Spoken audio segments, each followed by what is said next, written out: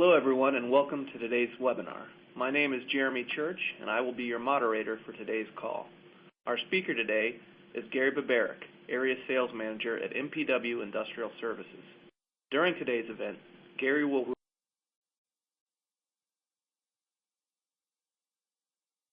review the best techniques for safe elimination of combustible dust in various applications. At the end of the presentation, we will leave 15 minutes or so for a question and answer session, but please feel free to submit your questions at any point during the webinar in the chat panel on your screen. At this time, all participants are in a listen-only mode as this session is being recorded. I will now forward over the presentation to Gary. Gary, you may begin.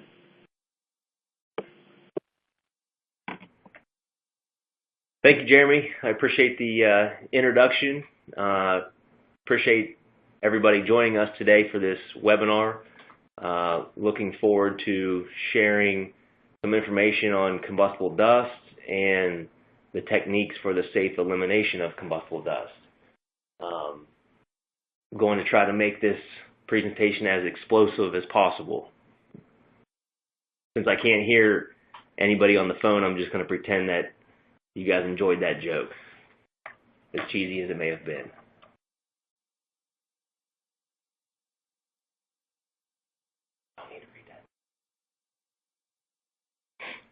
So to get started on some combustible dust basics, again, the purpose of today isn't to dissect combustible dust and what it is, but we do want to do a quick overview just to make sure that everybody is familiar.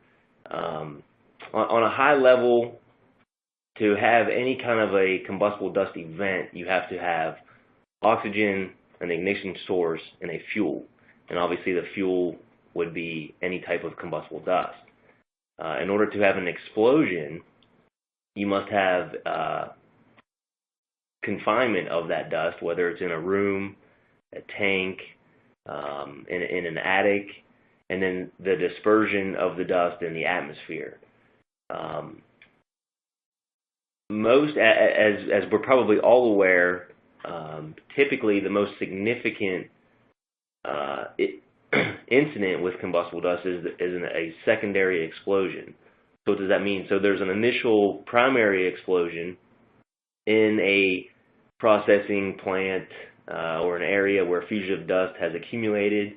That initial explosion will dislodge additional dust, and then when that dust is airborne and ignited, that secondary explosion is typically the one that is more catastrophic than the primary explosion.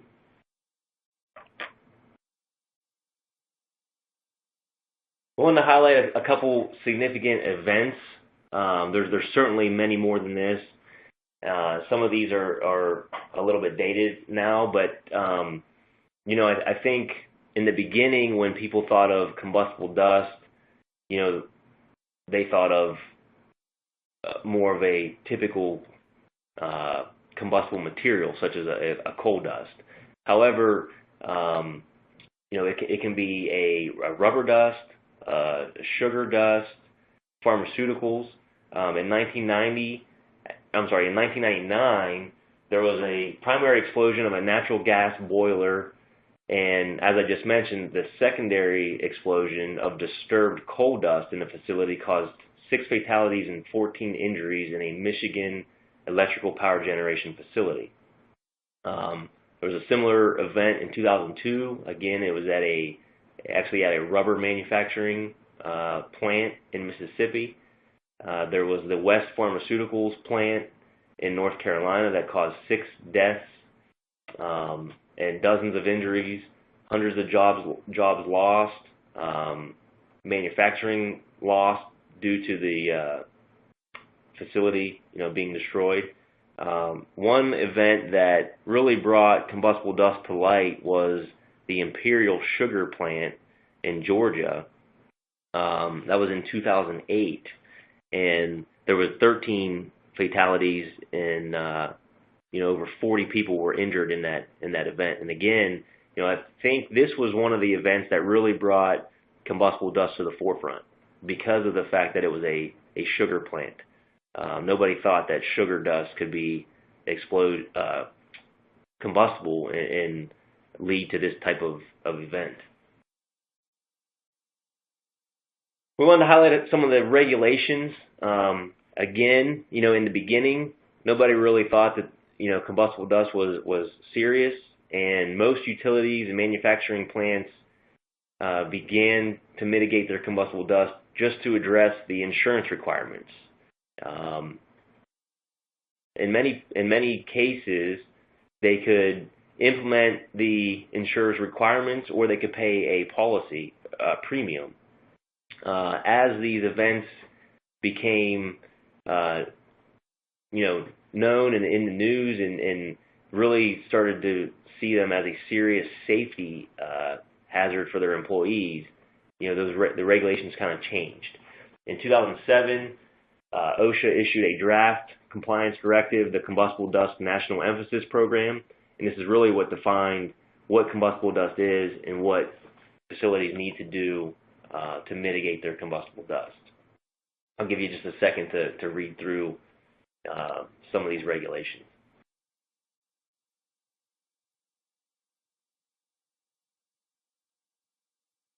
So to highlight some of the recommendations from OSHA in order to mitigate combustible dust, obviously the first thing to do is to minimize the escape of dust from your process equipment, your ventilation systems, utilize dust collection systems, dust suppression systems, whether it's a misting system, just general maintenance of the plant. Provide access to the hidden areas. It's kind of one of those things where it's out of sight, out of mind. As I mentioned earlier with the secondary explosion, it's critical to mitigate the dust in the areas that are hard to reach, because in the event of an explosion or any kind of a disruption of the plant that will get that dust airborne, that's the real danger. You want to clean your dust residue at regular intervals. Use cleaning methods that do not generate dust clouds if an ignition source is present. We're going to talk about those methods and how MPW mitigates combustible dust. Use vacuum cleaning equipment approved for dust collection. You certainly can't just go in there with any kind of equipment, even a broom. Pushing a broom can create a spark. It can get the dust airborne. Locate relief valves away from dust hazard areas. So meaning on your process equipment, if there's a relief valve that is going to get dust airborne in the event of that relief, then you're creating a atmosphere for a combustible dust explosion. And then probably the most important is to develop and implement a hazardous dust inspection, testing, housekeeping control program. Again, with regular intervals for cleaning and with the proper methods for cleaning. Before we get into the techniques for the safe elimination of combustible dust, we do want to ask a question. We want to know, what are your most common challenges you face with regard to combustible dust? Is it a lack of funds in the budget? Not enough downtime to accomplish the cleaning? Personnel or contractors unable to safely access the dust? Lack of proper equipment? Or just challenges involved in hiring an industrial cleaning contractor? So we'll give you a few minutes to answer those questions, and we'll look at the results.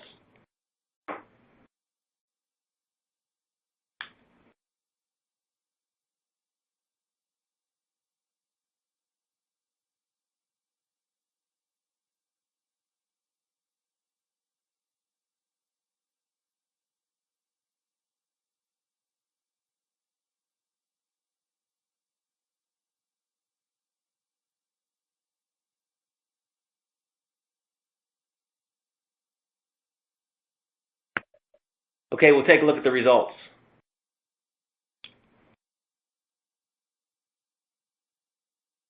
So it looks like half of you say that it's the lack of the funds in the budget and lack of proper equipment. which is good because we'll share the techniques and the equipment that we offer and some of the cost-effective ways to mitigate your combustible dust. Foam cleaning is often our first line of defense when it comes to tackling combustible dust, and we'll talk about the reasons for that. But just to familiarize yourself with foam cleaning, the application,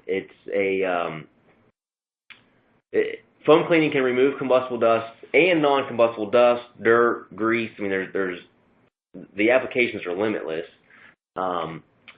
The foam cleaning helps eliminate fire hazards by using a non-flammable chemical. So what we do is it's a mixture of air, water, and a chemical, a foaming agent, and we apply it to the surfaces that you need to clean. It is a 100% biodegradable solution. Again, it's non-flammable. It's pH balanced. It's environmentally friendly. It's an adjustable wet and dry foam. So what does that mean? It's a water-based foam. However, we classify it as a dry foam, almost the consistency of a shaving cream. What that does is it increases the hang time and allows for more contact with the surface to be cleaned.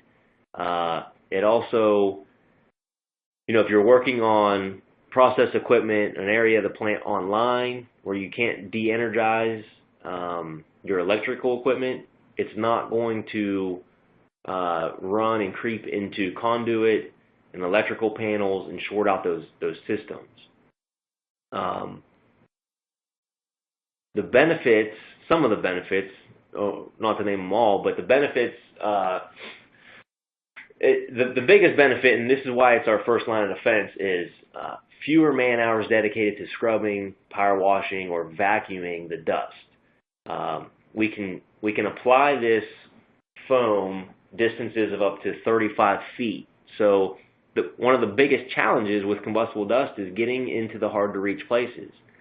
A lot of the dust is in the ceiling, in rafters, I-beams, buck stays, on top of process equipment where the equipment's on the floor and you can't get a man lift into the area to access what's above the equipment, or you don't have the budget, as the question indicated, you don't have the budget for to build scaffolding. So from very few access points, you can apply the foam. And again, so it's a cost-effective solution. It'll prevent or shorten your shutdown. And again, since it's a limitless application, we can custom design the foam to meet your specific needs.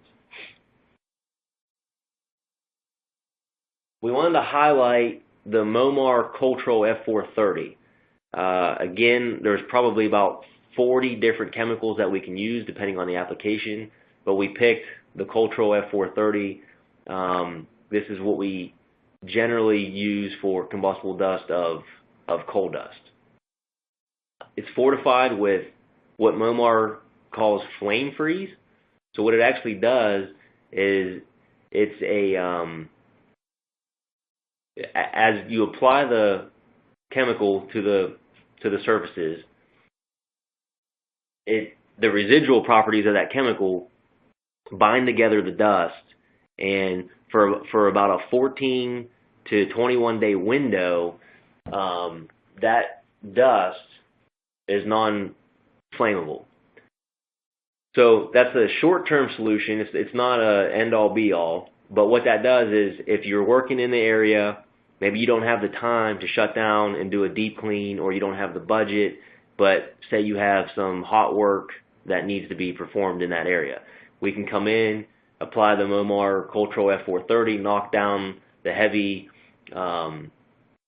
accumulations of dust.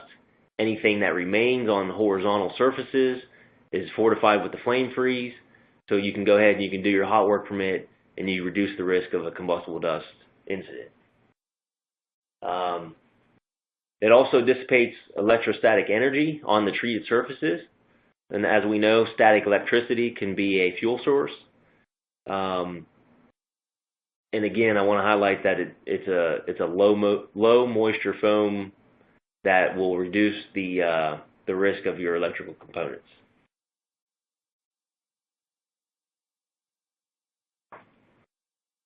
General vacuum services. This is probably the most common. I'm not going to go into the details of our vacuum trucks and their features. However, I think anybody who works in a manufacturing facility, a steel mill, power plant, whatever it may be, is familiar with a vacuum truck. The downfall, this equipment is highly capable. However, the downfall is a vacuum truck introduces a ignition source. Now, obviously, we do not put the vacuum truck in the same atmosphere as where we're working with the combustible dust. You park the truck away, you run your backline in, and you perform your work. But we do want to highlight the safety precautions that we take when utilizing a vacuum truck to reduce the risk of a combustible dust incident. All of our trucks are equipped with a Newson-Gale Earthright system when we're using that truck for combustible dust. And what this system does is it verifies a positive ground to the earth. So, as you know, vacuum trucks, including their hoses, are susceptible to static charge. And if you have a static discharge, again, that's a hidden ignition source. So even though we park the truck away from the atmosphere in which we're working, when you're vacuuming combustible dust, essentially you're creating an environment inside that vacuum truck that has all the ingredients for a combustible dust explosion. The Newson-Gale system automatically verifies the truck is connected to a ground source. If it is not, if it loses that connection, it'll shut down the truck. These systems are attached to the truck, so it does not require an electrician to come outside and perform a check with a meter. In addition to proper grounding of the truck, we utilize all non-conductive hoses from our truck to where our guys are working. To take it one step further, we've implemented what we call our wet ring backline attachment. What this is it injects a fine water mist into the vacuum pipe before it enters our truck. So what that does is you no longer have combustible dust in the truck. You have a combustible material that is in a slurry, so it's not airborne and it will not create an explosion. It also reduces carryover. One of the problematic areas of a vacuum truck when you're vacuuming fine dust is carryover into the bag house. Periodically, you have to shut the truck down, clean out the bag house, and dump the truck, and then you can start again. So it allows us to be more productive on the jobs. So we're working to mitigate your combustible dust rather than working to clean out the bag house. It'll also reduce the temperature of hot material, which is just a further safety precaution for the guys handling the material. Again, I want to just mention, if there's any questions, please feel free to get those in, and we'll try to address any questions at the end of the presentation.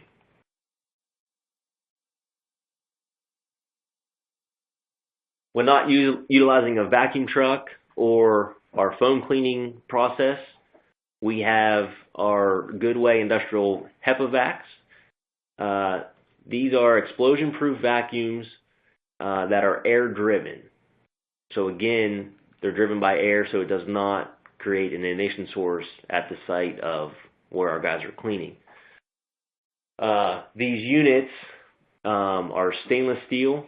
They do have a ground cable to just another precaution to not have a static discharge. They do have a a bag filter with an external filter shaker, 9-gallon capacity. So as you're cleaning, when these are full, it's almost like a portable shop vac where you can go and you can get rid of the dust and get back to work. We have smaller units that are backpack vacs. Guys wear them on their back. You can be in a man lift, on scaffolding. They're very portable. Allows us to reach the hard-to-reach places, generally in the ceiling, around rafters and I-beams.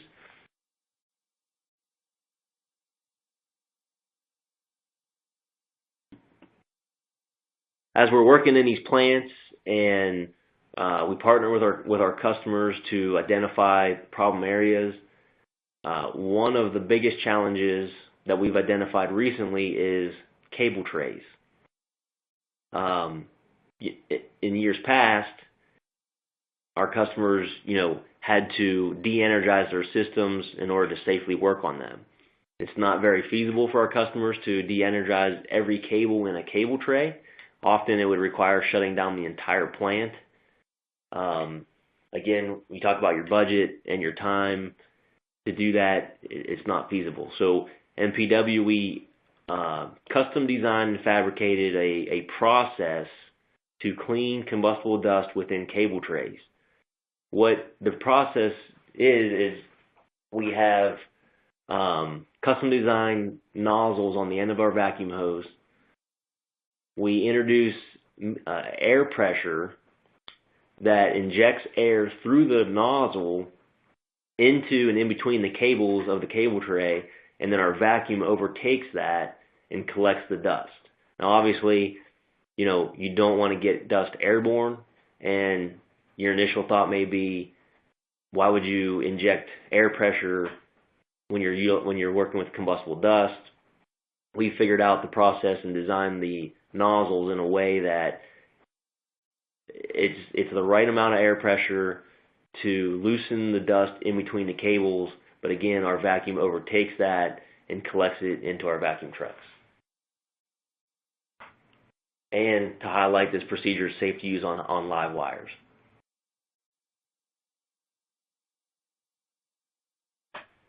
We thought we would highlight a case study.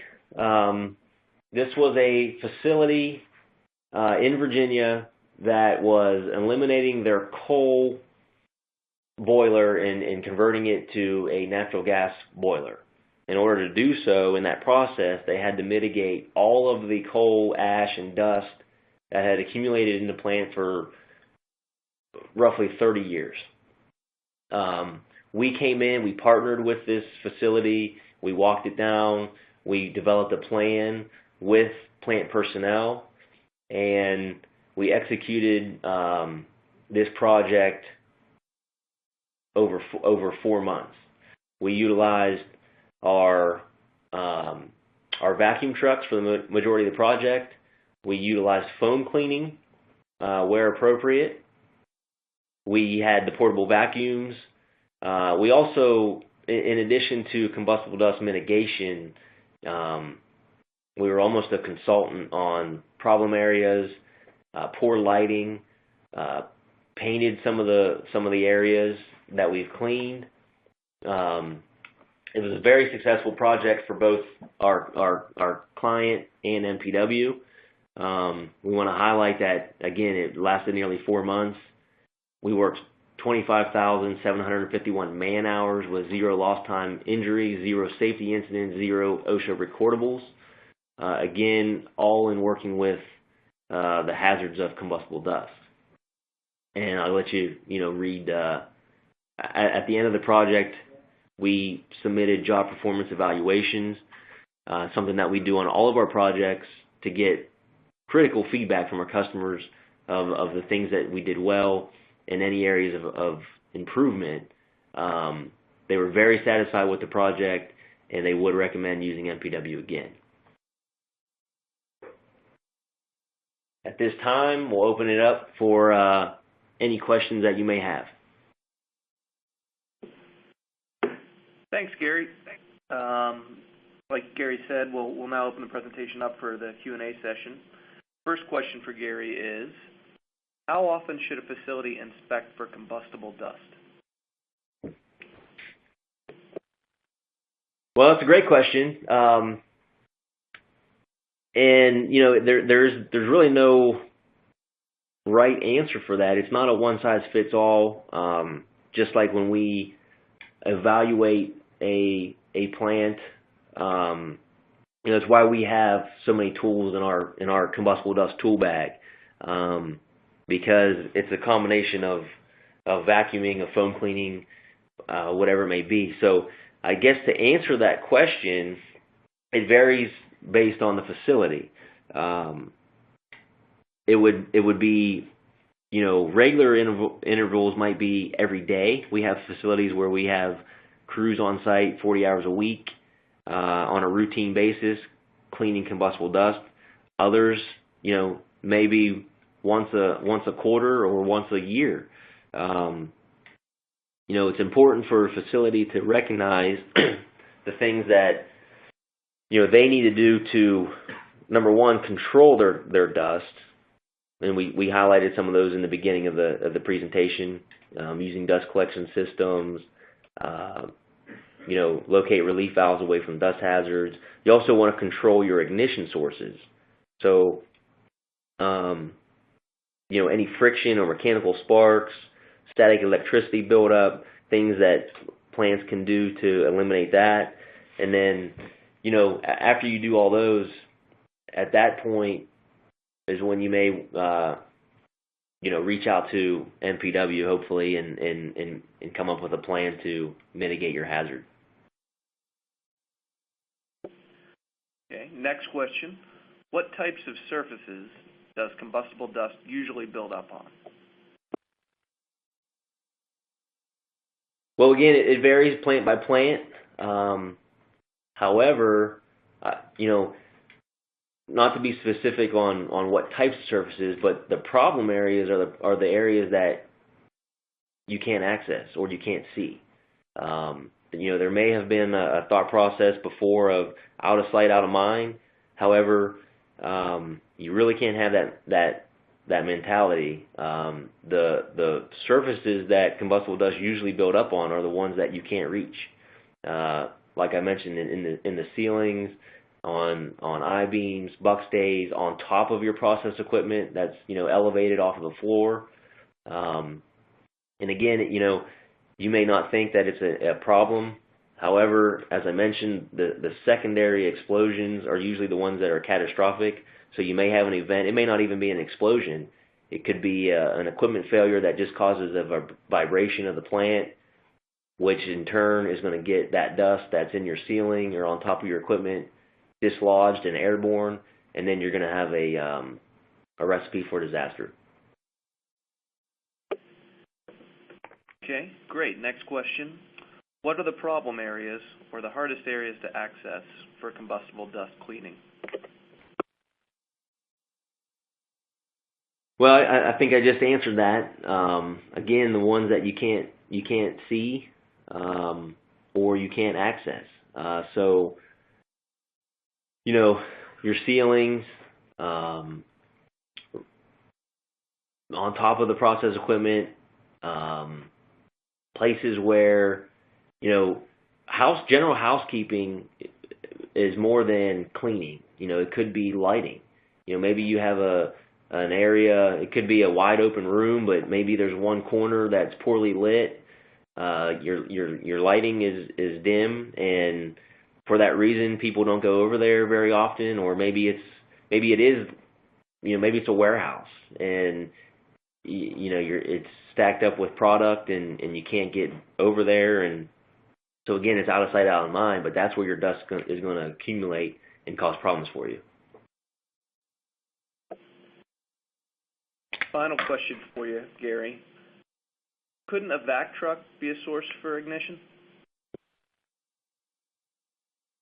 Yes, absolutely. And that question probably came in when I was talking about the trucks, which is why it's very important to have a positive ground,